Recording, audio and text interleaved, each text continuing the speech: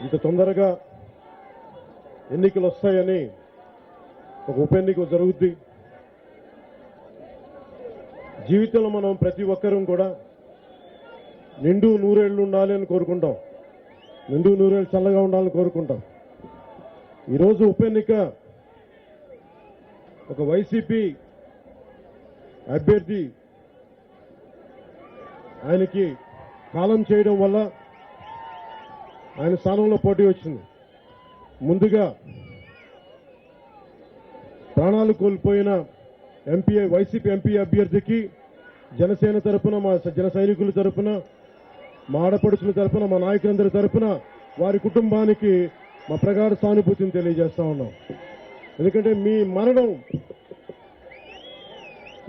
ఎలాంటి లోటు ఉంటుందో నాకు తెలుసు.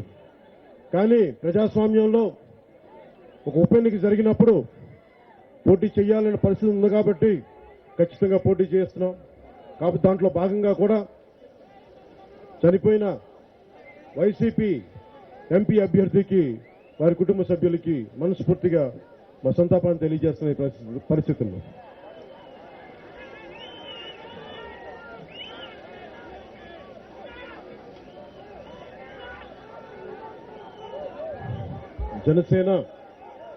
జనసేన పార్టీ ఆవిర్భావానికి ముఖ్య కారణం ఒక నటుడిగా నేను మీ అందరికీ తెలుసు. నటుడిగా కాకముందు ఇదే తిరుపతిలో బాలాజీ నగర్లో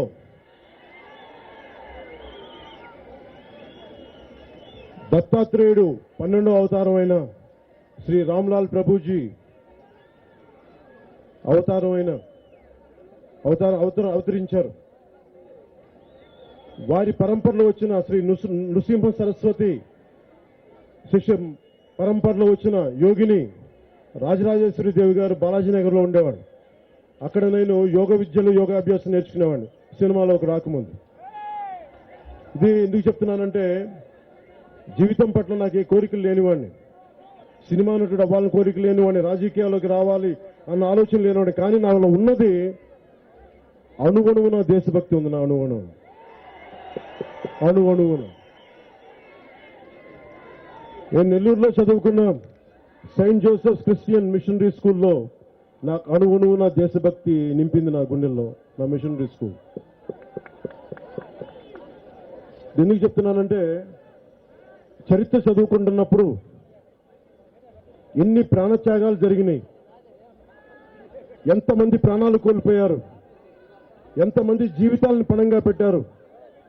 వారి జీవితాలను పణంగా పెట్టి మనకు వచ్చిన స్వాతంత్ర్యం ఇది. నాకున్నదల్లా ఒకే ఒక కన్సర్న్ ఉండేది నాకు జీవితం పట్ల. 100 సంవత్సరాల చెట్టును కూడా వెనక ముందు చూడకుండా నరికేస్తాం.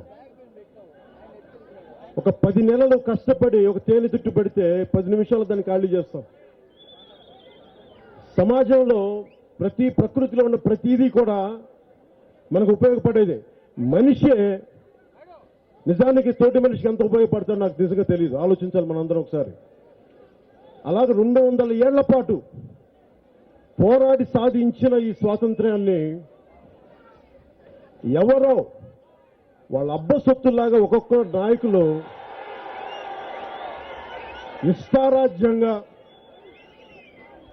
ప్రజలకు సంబంధం లేదు, మీరు మా బానిసలు, మీరు ఓట్లేసి మీ చావు మీరు చావండి, మేము రాజ్యాధికారం చేస్తామని తొక్కి నార తీసుకు ప్రజల్ని హింసిస్తా ఉంటే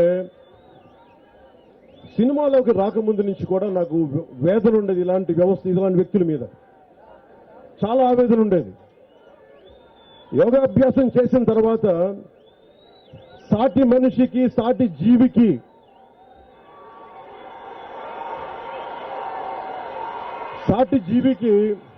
ఉపయోగపడని జీవితం దేనికి అనుకునేవాడిని. దాంట్లో భాగంగా చాలా చదివి, చరిత్ర చదివి, సామాజిక శాస్త్రం చదివి అధ్యయనంతో ఉన్న నాకు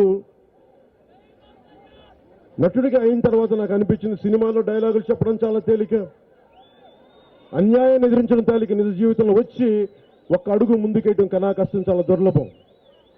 ఆ ధైర్యం ఎందుకు నేను చేశానంటే ఎంతసేపు దేశం నాకేమిచ్చింది, సమాజం నాకేమిచ్చింది, నాకేమిచ్చిందని అడుగుతాం. కానీ నేను దేశానికి ఏమిచ్చాను, నా సమాజానికి ఏమిచ్చాను మనం అడగం. నేను అందరిలాగా మాట్లాడదలుచుకోలే. కోట్లు ట్యాక్సులు కడతాను, నేను కోట్లు సంపాదిస్తాను, కోట్లు ట్యాక్సులు కడతాను, కోట్ల రూపాయలు జనానికి ఇస్తాను. నేను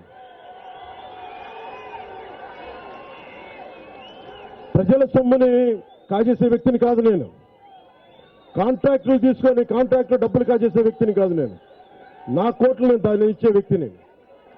అది నాకు మన ధర్మాన్ని, భారతదేశపు ధర్మాన్ని అర్థం చేసుకున్న వాడిని కాబట్టి నేను చేయగలను. కానీ ఎవరో ఎక్కడో కూర్చొని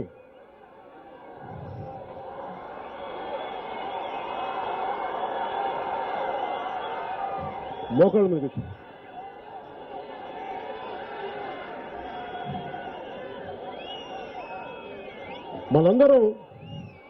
మనందరం నాతో సహా మనందరం ₹1 సంపాదిస్తే 48 పైసలు, రూపాయికి 48 పైసలు ట్యాక్స్ కడతాం. ట్యాక్స్ దేనికి కడతామంటే మన రోడ్లు బాగుండాలి, మన ప్రభుత్వ ఆసుపత్రులు బాగుండాలి, మన చదువుకునే బడులు, ప్రభుత్వ బడులు బాగుండాలి, మనకు అన్నం పండించే రైతు సుభిక్షంగా ఉండాలి, కార్మికుల భవిష్యత్తు బాగుండాలని చెప్పి మనం ట్యాక్సులు కడితే ఆ ట్యాక్సులు వీళ్ళ సిమెంట్ ఫ్యాక్టరీలకి, వీళ్ళ సారా అడ్డాలకి వెళ్ళిపోతుంటే అందరిలాగా చేతులు మడుచు కూర్చునే వ్యక్తిని కాదు. నాదైనా వంతు పోరాటం చేస్తాం. కష్టమో నష్టమో అంటే ఒక అన్యాయం జరుగుతున్నప్పుడు మనం నోరెత్తకపోతే ఆ అన్యాయం మరింతగా పేటరేగిపోద్ది. ఇందాక సునీల్ దేవధర్ గారు మాట్లాడుతూ వైసీపీ గుండాల పార్టీని ఎందుకన్నారంటే, మన ట్యాక్సులు మనం కట్టి మనందరం ఉమ్మడిగా 100 మంది ఉంటే వీళ్ళు విజయం సాధించారు. నేను కాదంట్లా, 151 మంది ఎమ్మెల్యేలతో ఉన్నారు, విజయం సాధించారు. కానీ మీకు ఓటేసింది సంపూర్ణ 100% మీకు ఓట్లు వేయాల. 100% మంది ట్యాక్సులు కడితే అందరి దగ్గర డబ్బులు తీసుకొని మీకు ఎవరైతే కావాలో మీ వరకు మీరు డబ్బులు పంచు, అందరి సొమ్ముని వాళ్ళ ఖజానాలోకి వెళ్తే ఆ డబ్బులు అందరికీ పంచుతా ఉన్నారు వీళ్ళు. అది వాళ్ళ బలం. మనం ఇచ్చాం బలం వైసీపీకి, మనందరం కలిస్తే వైసీపీకి బలం ఇచ్చాం. అది మనం మర్చిపోవద్దు. ఎంతకాలం భయపడతాం ఎవరికైనా, ఏ గుండాకైనా సరే, ఎవరికైనా సరే. పులివెందుల అనగానే మీకు తెలుసా, పులివెందుల అనగానే ఇప్పుడు ప్రతి ఒక్కరికి పులివెందుల స్థాయి రాజకీయం అంటారు. పులివెందుల స్థాయి రాజకీయం అంటే ఇప్పుడు పులివెందులు అనే పేరు దుర్మార్గానికి, దోపిడీకి, అలాంటి పేరుకి అయిపోయింది. కానీ నిజంగా పులివెందుల గొప్పతనం మీకు తెలీదు. పులివెందుల గొప్పతనం 1892లో సరస్వతి విలాసం అనే లైబ్రరీ పెట్టిన ఒక సరస్వతి విలాసం అనే లైబ్రరీ పెట్టారు మనకి పులివెందుల్లో. కోస్తాంధ్ర కంటే కూడా సీమాంధ్రలో, కోస్తాంధ్రలో 18వ శతాబ్దంలో 18 లైబ్రరీలు ఉంటే సీమాంధ్రలో 21 గ్రంథాలయాలు ఉండేవి. అలాంటి గ్రంథాలయమే పులివెందులో ఉండేది. సరస్వతి నిలయం. అలాంటి లైబ్రరీలో ఉన్నది. అలాంటి సీమ ఫ్యాక్షనిజానికి, గుండాయిజానికి, రౌడీజానికి మారిపోతే ఒక సగటు భారతీయుడిగా నాకు కడుపు మండుదు. నాకు ఎవడి మీద దౌర్జన్యం చేస్తారు మీరు? మానవ హక్కులు కాళ్ళ రాసిపోతా ఉన్నాయి మనకి. మీరు బాంబులు వేస్తా ఉంటారు మా మీద, దోపిడీలు చేస్తా ఉంటారు, అట్రాసిటీ కేసులు పెడతా ఉంటారు. వైసీపీ నాయకులకి తిరుపతి నడిపొడ్డు నుంచి నేను చెప్తున్నాను, చాలా పద్ధతిగానే చెప్తున్నాను, గుర్తుపెట్టుకోండి. ఇది కొత్త తరం, నవతరం. ఫ్యాక్షన్ గుండాగాళ్ళకి భయపెట్టే వాళ్ళకి భయపడే వ్యక్తి పవన్ కళ్యాణ్ కాదు, గుర్తుపెట్టుకోండి. మా జన సైనికులు అంతకంటే కాదు, మా నాయకులు అంతకంటే కాదు, భారతీయ జనతా పార్టీ జనసేన నాయకులు మీకు భయపడే వ్యక్తులు కాదు. ఎదురు తిరుగుతాం, రోడ్ల మీదకి వస్తాం, చొక్కాలు పట్టుకొని లాగుతాం. మర్యాదగా ఉండాలి ఒక్కొక్కళ్ళు. మన పంచాయతీ ఎన్నికల్లో దేశం కోసం చనిపోయిన ఒక వ్యక్తి, దేశం కోసం ప్రాణాలు విడిచిన ఒక సైనికుడు రైల్వే కోడూరు దగ్గర మైసూరు వారి పల్లెలో పంచాయతీ మాజీ ప్రాణాలు కోల్పోయిన మాజీ సైనికోద్యోగి ఆయన సతీమణి గెలిస్తే వారి మీద దాడులు, బెదిరింపులు అంతటితో ఆక్క ఎక్కడ కోడూరులో పక్కనున్న 4 కిలోమీటర్ల దూరం ఉన్న రైల్వే కోడూరులో ఇవ్వాల్సిన ఈద్గాకి, ముస్లిం సమాజానికి ఇవ్వాల్సిన బరియల్ గ్రౌండ్కి వాళ్ళు వెళ్ళి తీసుకెళ్లి పక్కనున్న కావాలని ఇబ్బంది పెట్టడానికి మైసూరు వారి పల్లెల్లో 17 ఎకరాల స్థలం అక్కడిచ్చారు. రైల్వే కోడూరులో అంత స్థలం, ప్రభుత్వ స్థలం పెట్టుకొని మైసూరు వారి పల్లెల్లో ఉన్న ఒక 17 ఎకరాల పోరంబోకు భూమిని ఆ పంచాయతీ నిర్ణయించింది. అక్కడ స్థానికంగా మన జనాభా పెరుగుతూ ఉంది, ప్రాథమిక విద్య పాఠశాల సరిపోవట్లేదు, దాన్ని పెంచుదాం, తరగతులు పెంచుదాం, ఆట తరగతులకి మనకి ఆట విడుపు కేంద్రాలు పెడదాం, క్రీడా స్థలాలు పెడదాం అని అనుకుంటే దానికి ముస్లిం సమాజం మధ్య, అక్కడున్న స్థానికంగా ఉన్న సమాజం మధ్య గొడవ పెట్టడానికి వైసీపీ వేసిన ఎత్తుగడ ఇంకెక్కడ స్థలం లేనట్టుగా తీసుకెళ్లి ముస్లిం సమాజానికి, నువ్వు అక్కడ గెలిచిన వ్యక్తులకి గొడవ పెట్టే విధానం. ఈ పద్ధతి కొద్ది సంవత్సరాల క్రితం అయితే మనం ఆలోచించే మనకి భయం ఉండేది. నేను ఈ రోజున వైసీపీ నాయకులు చెప్తా ఉన్నాను, మీరు ఎలాంటి పిచ్చి పిచ్చి వేషాలు వేసి సమాజాన్ని విచ్ఛిన్నం చేసే పరిస్థితులు వస్తే మిమ్మల్ని రోడ్లకి ఇచ్చే పరిస్థితులు దరిదాపులను దయచేసి మర్చిపోకండి. మీరు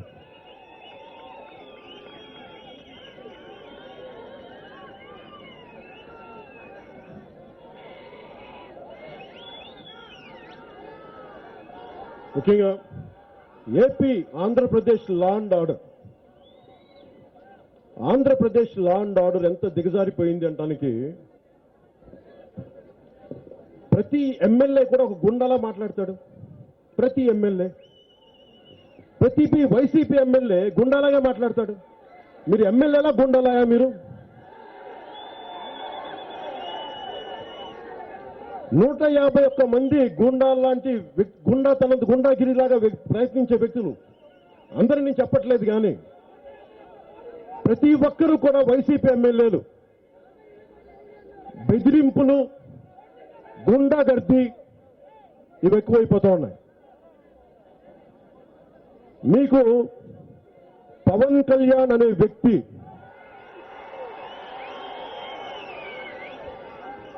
చాలా ఆలోచించి రాజకీయాల్లోకి వచ్చిన వ్యక్తి, మర్చిపోకండి. మీ గుండాగర్దీలకి, మీ బెదిరింపులకి నేను భయపడే వ్యక్తిని కాదు. అవసరమైతే తల తెగిపోవాలి తప్ప అడుగు వెనక్కి పడదు, గుర్తుపెట్టుకోండి.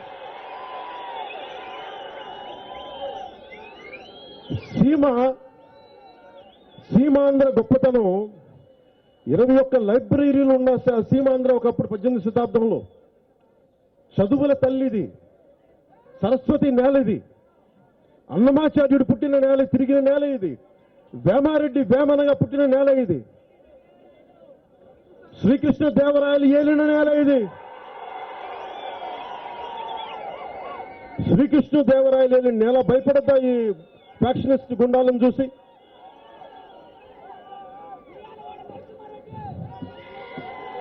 ఒక్కొక్కరు ఉయ్యాలవాడ నరసింహారెడ్డి కానీ, కృష్ణదేవరాయలు కానీ, ఒక్కొక్కరు అన్యాయాన్ని ఎదిరించిన వాళ్ళు, వీళ్ళెవరికి భయపడలా. బ్రిటిష్ వాడిని ఎదిరించిన వాళ్ళు వీళ్ళంతా. ఈ రోజున ఇంతమంది యువతున్నారు, మీరు ఇంతమంది యువత. నేను రోడ్ల మీదకి వస్తే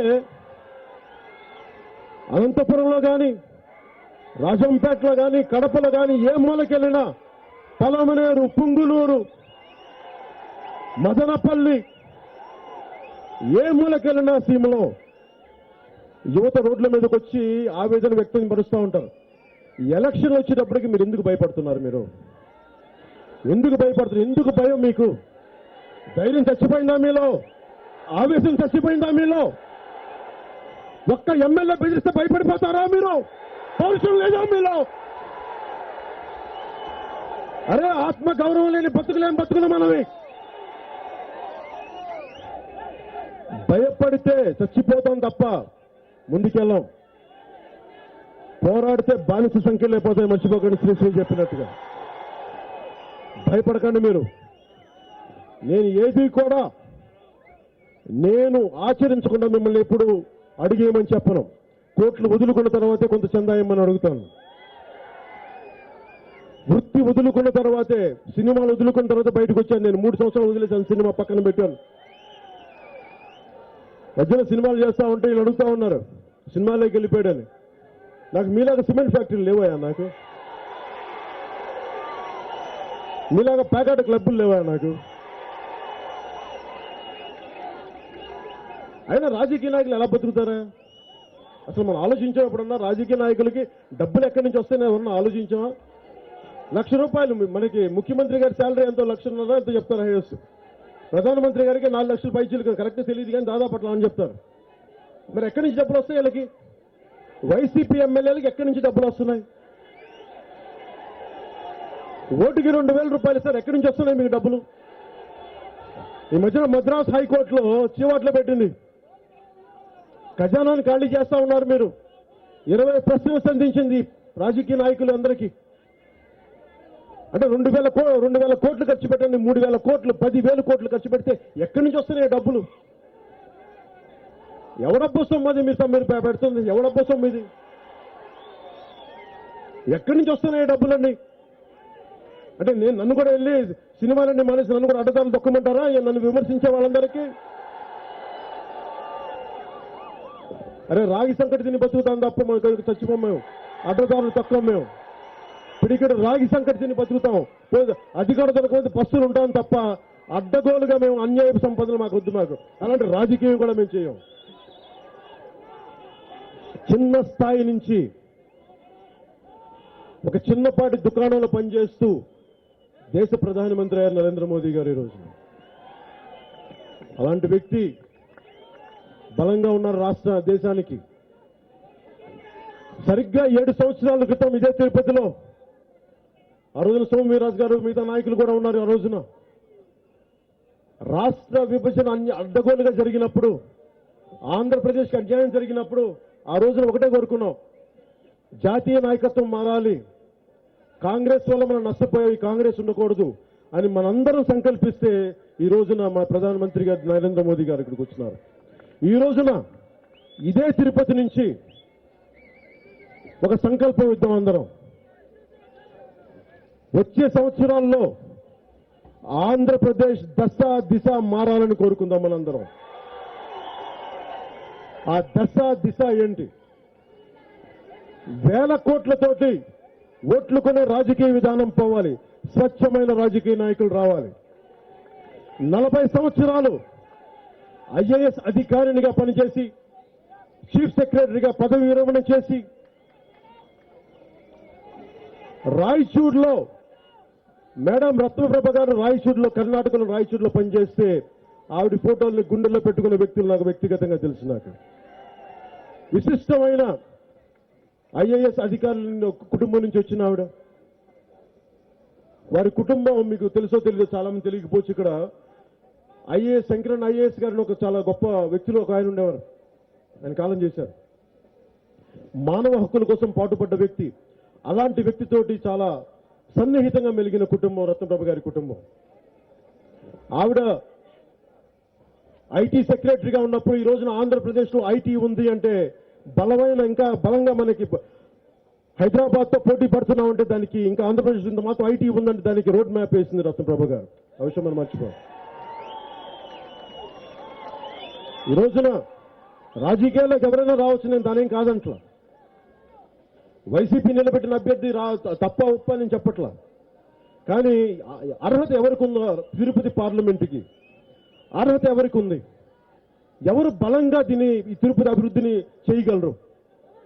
సపోజ్ ఉదాహరణకి ఇక్కడ వైసీపీ ఎంపీ ఇక్కడ గెలిస్తే ఢిల్లీకి వెళ్ళి ఏం చేయగలరు మీరు ఆలోచించండి. ఏం మాట్లాడలేరు, ఎందుకు మాట్లాడలేరు చెప్తాను. ఆయన గెలిచిన ఆయన గొంతు ఉండదు, ఆయన గొంతు ఉండదు ఆయనకి. ఎవరో ఇద్దరు ముగ్గురు కంట్రోల్ చేస్తారు మొత్తం పార్టీని.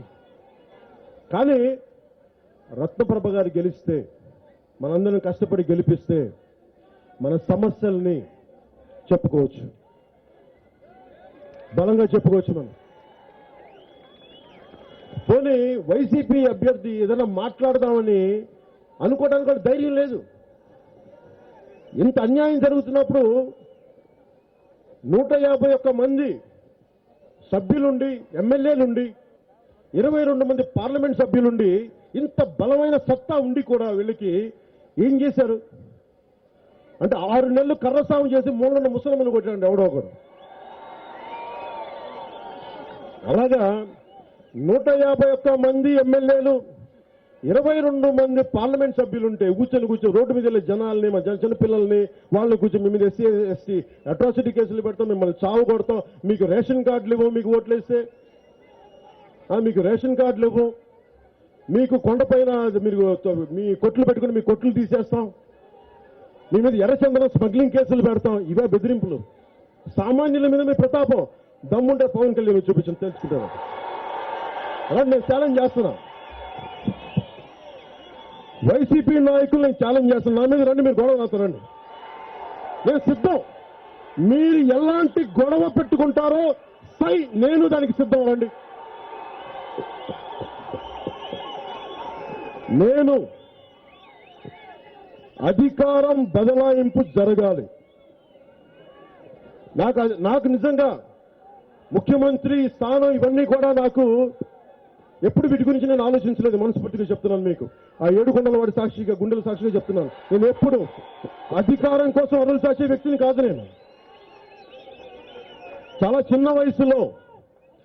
చిన్న వయసులో బాలాజీ కాలనీలో యోగిని రాజరాజేశ్వరి దేవి గారు నాకు శక్తిపాతం ద్వారా యోగ దీక్షిస్తే అదే చాలు, అదే మొహం, అదే గొప్పదనుకున్నామని నటుడయ్యాను, మీ అభిమానం సంపాదించాను, ఈరోజు పొలిటికల్ పార్టీ పెట్టాను, మీరు నాకు మీ గుండెల్లో ఉన్నాను. అంతమించి నాకు వేరే పెద్ద పదవి నాకేం అవసరం లేదు. మీ గుండెలో ఉన్న పదవి నాకు చాలా అత్యంత అద్భుతమైనది. ఈ ముఖ్యమంత్రి పదవి అనేది మీకు సేవ చేసుకునే భాగ్యానికి అది నిజంగా వస్తే అందరికంటే ఎక్కువ సేవ చేయగలం, ఖచ్చితంగా చేయగలం. కాకపోతే దానికోసం అరువులు సాచే వ్యక్తిని కాదు. వచ్చిందా సంతోషం, రాలేదా సంతోషం, కానీ నేను మటుకు మీకోసం నా కడశ్వాస వరకు నేను మీకోసం పనిచేస్తుంటాను.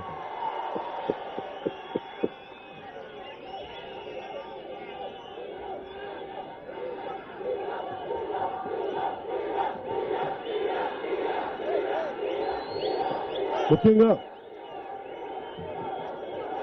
ఇందాక మాట్లాడుతూ అధికారం బదలాయింపు గురించి మాట్లాడాను. నేను సినిమాలోకి రాకముందు నుంచి మీ అందరికీ తెలుసో లేదు, హైదరాబాద్లో ఉండేటప్పుడు కూడా ఏ వర్గాలైతే అధికారానికి దూరంగా ఉన్నాయో, ఏ వర్గాలైతే ఇంకా మాకు భిక్ష పెట్టు అనే స్థాయిలోనే ఉన్నాయో, అలాంటి అణగారిన వర్గాలకి అండగా ఉండాలి. నేను గొంతు నవ్వాలి వాళ్ళకి అనుకునేవాడిని. దాంట్లో ఎస్సీ ఎస్టీ వర్గాలు ఉన్నాయి, షెడ్యూల్డ్ ట్రైబ్స్ ఉన్నాయి, దళిత కులాలు ఉన్నాయి, వెనుకబడిన సంచార జాతులు ఉన్నాయి, బలిజ కులాలు ఉన్నాయి, వెనుకబడ్డ ముస్లిం మైనారిటీ వర్గాలు ఉన్నాయి.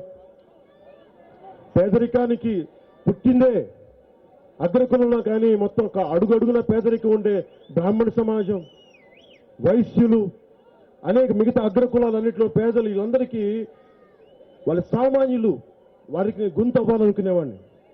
మీరు చూస్తే నేను ఏ రోజు కూడా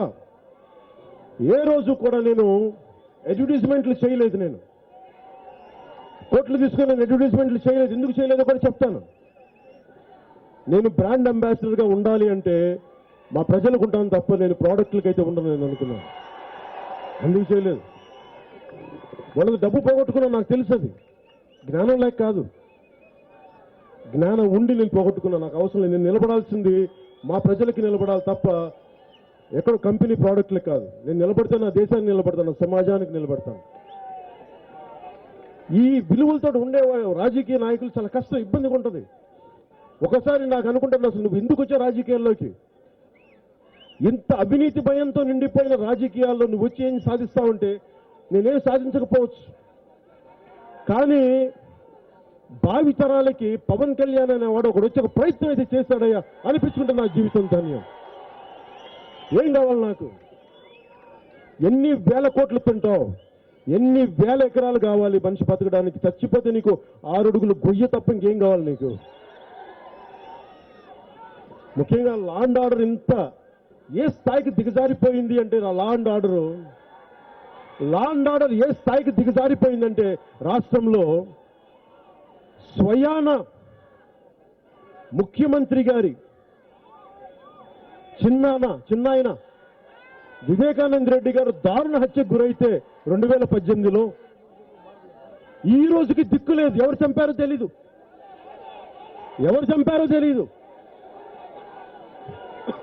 100కు పైగా ఐపీఎస్లు ఉన్నారు. 100కి పైగా ఐపీఎస్లు. నిన్న ఢిల్లీలో వివేకానంద రెడ్డి గారి అమ్మాయి శ్రీమతి సునీత గారు, నేను అడిగి, మా తండ్రి చనిపోయారు, సొంత చిన్నాయన జగన్ రెడ్డి గారి సొంత చిన్నాయన వివేకానంద రెడ్డి గారు సొంత చిన్నాయన చనిపోతే మీరు దోషులను పట్టుకోలేరా? మీరు అంటే పట్టుకోవట్లేదు, తెలిసి పట్టుకోవట్లేదు అంతే. మీకు తెలిసి ఎవరు చేశారు? ఆవిడ చెప్తున్నారు, సునీత గారు చెప్తా ఉన్నారు, నేను చెప్పట్లేదు, ఆవిడ చెప్తున్నారు. ఆవిడ అన్న మాట, మా సొంత నానే చనిపోయి దిక్కు లేకపోతే ఇక సామాన్య ప్రజల పరిస్థితి ఏంటి? ఇది మనందరం చూడాలి. పులిని బట్టి అంటే గతంలో తెలుగుదేశం ఉన్నప్పుడు ఏమనుకున్నారు? తెలుగుదేశం పోతే మంచిది వస్తా అనుకున్నారు. పులిపోయి భూతం పట్టుకుందన్న, ఇప్పుడు అట్లా ఆచరణంగా తయారై కోటి కత్తి కరెక్ట్ అది. ఆ రోజున 2018లో జగన్ రెడ్డి గారి మీద దాడి జరిగినప్పుడు వైజాగ్ ఎయిర్పోర్ట్లో ఇంత కోటి కత్తితోటి చాలా గట్టి హత్యాయత్నం చేశారు. అప్పటి గవర్నర్ నరసింహన్ గారు కూడా దాన్ని ఖండించారు. దీని మూలాల్లోకి వెళ్ళాలి, దీని లోలోతులకు వెళ్ళాలి, దీన్ని పట్టుకోవాలి, దోషులు ఎవరు. మరి ఇప్పుడు దాకా 2 సంవత్సరాలు డీజీపీ దగ్గర నుంచి సిఐడి దగ్గర నుంచి అందరూ మీ చేతిలో ఉన్నారే. మీరు ఎందుకు కోడి కత్తితో పొడిచిన వ్యక్తి ఎవరు, ఎందుకు దేనికోసం చేసి నిర్ధారించలేకపోయారు? దీన్ని బట్టి అర్థం చేసుకోవచ్చు రాజకీయాలు ఏ స్థాయిలో ఉంటాయని. ఈ స్థాయిలో ఉన్నప్పుడు మీకు సొంత చిన్నాయన్ని చనిపోతే అది ఆ క్రిమినల్స్ ని కాపాడే వ్యక్తులు రాజ్యాలు వెళ్తున్నప్పుడు సామాన్యుడికి ఏం న్యాయం జరుగుద్దా? ఒకసారి మీరు ఆలోచించాలి. ఇందులో చాలా మంది వైసీపీ వాలంటీర్స్ కూడా ఉన్నారు. నాకు నిజంగా చెప్తున్నాను, మీకు ఉద్యోగం ఇచ్చి మీకు 10,000 నేను ఆనందించేవాడిని. కానీ మీరు కూడా ఆలోచించాలి. దాంటే అని ఒక నాటకకర్త చెప్తాడు, ఒక తప్పు జరుగుతున్నప్పుడు అందరం కూర్చొని దాన్ని వెనకేసుకొస్తే ఆ పాపలో మనం కూడా పాలు పంచుకునే వాళ్ళు అవుతాం, మర్చిపోకండి. వైసీపీ చేసే తప్పుల్ని, ఘోరాలని చాలా మంది వెనకేసుకొస్తా ఉన్నారు. వారు చేసిన ప్రతి హత్య, చేయిస్తున్న ప్రతి దాడి దాంట్లో మీరు భాగస్వాములు అవుతారు, గుర్తుపెట్టుకోండి. ఆ పాపం దెబ్బ కొడద్దు మీకు. శేషాచలం అడవులు ఎర్రచందనంకు అడ్డగోలుగా కూల్చేస్తా ఉన్నారు. అప్పటి ముఖ్యమంత్రి పోయినసారి చంద్రబాబు నాయుడు గారు, అమరావతి రాజధానికి మాకు ఫండ్స్ అవసరం లేదు, ఇక్కడ మనకి ఎర్రచందనం దొంగలు నమ్మితే అక్కడ మనకి క్యాపిటల్ రాజధాని కట్టేయచ్చు. 8,000 టన్నులు అమ్మితే 1,600 కోట్ల రూపాయలు ఇచ్చినప్పటికీ మరి ఆ రోజున మరి ఏ ఉద్దేశంలో మరి అంత పెద్ద డబ్బు ఎలా వచ్చిందో తెలియదు. మరి 1,600కి ఎందుకు కుదించబడింది ఈ రోజుకి మనకు అర్థం. పోనీ వీళ్ళు కూడా ఇంకో 300 కోట్లకి ఎర్రచందనం వేలం వేస్తామని చెప్తా ఉన్నారు. ఈ ఎర్రచందనం వేలకు వేలు చెట్లు కూల్చేస్తా ఉన్నారు. ఎక్కడ చూసినా కొండల చుట్టూ మీకు కనిపిస్తా ఉంటాయి, మంటలు పెడతా ఉన్నారు. ఈ స్మగ్లర్లు కాల్చేస్తా ఉన్నారు. ఇదివరకు ఎర్రచందనం చాలా చిన్న చిన్న దొంగలు పట్టుకెళ్ళేవాళ్ళు. ఇప్పుడు ఏంటంటే ఏకంగా లారీలను పట్టుకెళ్ళిపోతా ఉన్నారు. ఎవడు ఆపేవాడు ఎవడు లేడు. రేషన్ హౌస్ డెలివరీ అవుతుందో లేదో నాకు తెలియదు, కానీ ఎర్రచందనం అయితే చైనాకి మీకు రేషన్ డోర్ డెలివరీ అవుతుందమ్మా మీకు, కానీ ఎర్రచందనం చైనాలో డోర్ డెలివరీ అవుతుంది. ఎర్రచందనం చైనా వాళ్ళు వచ్చి మన లడాఖ్లో గల్వన్ వ్యాలీలో మన సైనికులు చంపుతా ఉంటే వైసీపీ ప్రభుత్వం స్టేట్కి మన ఎర్రచందనం శేషాచలం అడుగులోని ఎర్రచందనం తీసుకెళ్లి డైరెక్ట్ చైనాకి ఎక్స్పోర్ట్ చేసుకుంటా ఉన్నారు. ఇది వీళ్ళ దేశభక్తి. సిగ్గుండాలి వీళ్ళకి. ఈ వైసీపీ చెప్తున్నాను, ఈ స్మగ్లర్లకు కానీ ఆ వ్యవస్థ ఎవరైతే ఎర్రచందనాన్ని ఒక పచ్చని వృక్షాన్ని వృక్షో రక్షితి రక్షత అంటాం, అలాంటి పచ్చని శేషాచలంలోని దశాబ్దాల పాటు ఎదిగిన ఎర్రచందన వృక్షాలని మీరు నేల కూలుస్తా ఉన్నారు. నేల కూలిన ప్రతి ఎర్రచందనం చెట్టు, కూలుస్తున్న ప్రతి చెట్టు కూడా వైసీపీ మీ పతనానికి మెట్టు గుర్తు పెట్టుకోండి.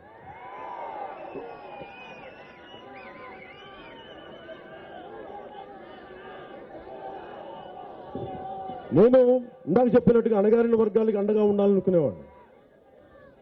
మీకు చాలా మందికి నేను సామాన్యుడిని కదా నాకేం భయం ఉంటుంది అనుకుంటారు. మీలో అసామాన్యమైన శక్తి ఉంది, గుర్తుపెట్టుకోండి. ఇక్కడున్న ప్రతి ఒక్కరిలో, చూస్తున్న ప్రతి ఒక్కరిలో, వింటున్న ప్రతి ఒక్కరిలో ఒక ఆకు రవిడికి, ఒక పనికి మాలిన గుండాగాడికి మీరు భయపడాల్సిన అవసరం లేదు. ధైర్యం ఎలా వస్తుంది అంటే, జిమ్కి వెళ్తే మీరు కండ పెంచుతున్నారు కదా, ధైర్యం కూడా అనుకుంటే మీరు వెళ్ళి గొడవ పెట్టుకోమని చెప్పట్లా, మీరు గొడవలు పెట్టుకోమని చెప్పట్లా. భావదారిద్ర్యం ఒకటి ఉంది. నేను ధైర్యంగా ఉంటానని మీరు మనసులో కూడా అనుకోవడానికి భయపడితే సమాజం ఎక్కడ మార్పు వస్తాయా మీకు? మీరు ధైర్యంగా ఉండాలి. ధైర్యంగా ఉండటం అంటే మీరు ఒక ఓటు వేయడానికి ధైర్యంగా వెళ్ళండి, ఒక ప్రయత్నం చేయండి. మీరు నా సభల చుట్టూ వచ్చి ఓటు అన్యాక్రాంతం అయిపోతే రేపు పొద్దున మీ మీద దాడులే చేస్తారు. మీ మీద మీకు అండగా నిలబడి, నేను చాలా మంది అంటారు నిన్ను ప్రజల్ని పక్కన నిలబడరంటే నేను అనుకున్నా, వాళ్ళకి భయాలు ఉంటాయి. వాళ్ళకి ఒక సభ వచ్చినప్పుడు రాయలసీమంతా నిండుద్ది నాకు తెలుసు, నిజంగా తెలుసు నాకు. రాయలసీమలో రాయలేలిన నేల ఇది, కృష్ణదేవరాయలు ఏలిన నేల ఇది, తత్వం చెప్పిన నేల ఇది, వేమన తత్వం చెప్పిన నేల ఇది, బ్రహ్మం గారు పుట్టిన నేల ఇది. ఇలాంటి నేలలో ధైర్యం లేకుండా ఎందుకు పోద్ది? కానీ ఉంటుంది. కానీ ఎక్కడో అందరం విడివిడిగా ఉన్నాం, కులాలుగా, సమూహాలుగా. మీరందరూ ఒకటి అవ్వాల్సిన పరిస్థితి ఇది.